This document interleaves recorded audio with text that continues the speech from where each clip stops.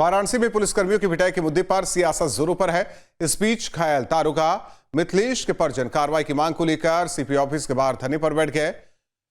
वो लोग आरोपियों के खिलाफ सख्त कार्रवाई की मांग करने लगे। पीड़िता की पत्नी अनीता सहित सभी परिजनों ने न्याय की गुहार लगाई है।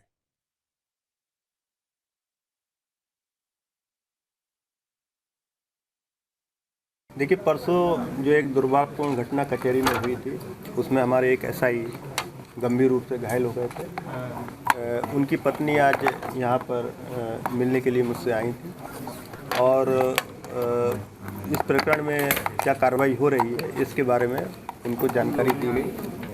उनको बताया गया कि इस प्रकरण में एफआईआर दर्ज कर ली गई है और 10 लोगों को इसमें नामजद किया गया है।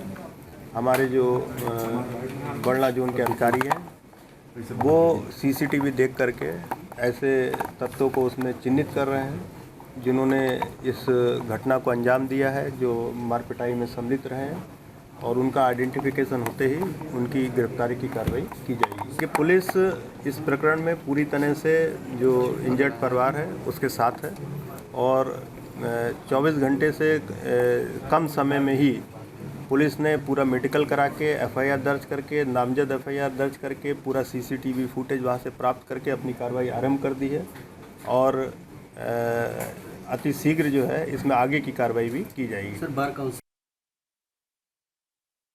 एक दरोगा पीटा है, इतनी बुरी तरह पीटा है, सबके सामने वीडियो क्लिप है, सबके सामने है, कोई किसी से नहीं छुपा है। तो आज 3 दिन बीत जाने के बाद ऐसा क्यों नहीं हो, क्यों गिरफ्तारी उनकी नहीं हो पाई? धरना नहीं है सर, हम लोग रिक्वेस्ट करने आए थे और हम लोग शांतिपूर्ण तरीके से बैठना चाहते थे। हम लोग किसी प्रकार का, हम लोग केवल रिक्वेस्ट करने आए। हमारे साथ ऐसा क्यों? क्या हम बिल्कुल अब इस समाज में वो हो चुके हैं?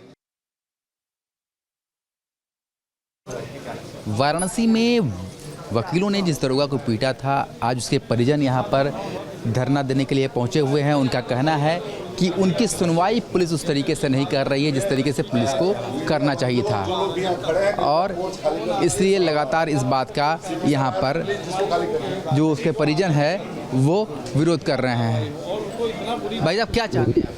जो उनके साथ घटना हुई है, जिसने उसने घटना को अंजाम दिया, उसके खिलाफ सख्त से सख्त दंडात्मक कानूनन कार्रवाई हो, जो कानून से विधिक कार्रवाई हो, उनके खिलाफ सख्त से सख्त कार्रवाई।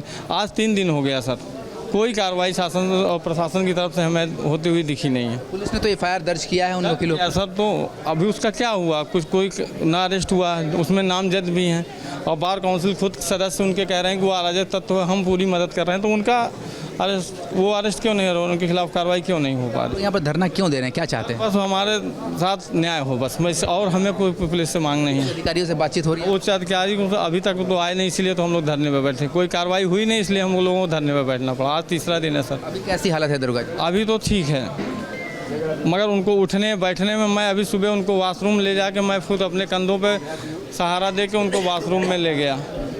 इतना बुरी तरह पीटा गया सर। आप लोगों के पास भी कहीं ना कहीं से वीडियो फुटेज होंगे। ऐसा नहीं है कि एक आदमी को इस तरह से मारा जाए, वो भी जिसका मतलब कोई दोषी ना रहा हो उसमें।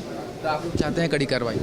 कड़ी कार्रवाई। आज एक दरोगा गया और न्यायालय में रोज डेली दरोगा और पुलिस को आना है यहाँ पे काम से, तो ऐसा तो किसी के साथ भी आ रहा है तब तो वकील के भेष में आएंगे, किसी को भी मारते रहेंगे, किसी भी पुलिस वाले भाई को। हमारे दरोगा जी किसे क्या लगते हैं? सर, साला।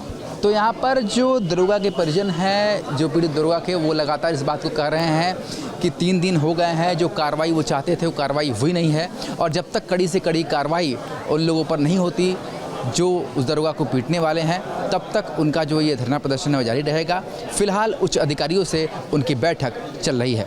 वीडियो जर्नलिस्ट शिवम मिश्रा के साथ सुशांत मुखर्जी, न्यूज़ स्टेज, वाराणसी।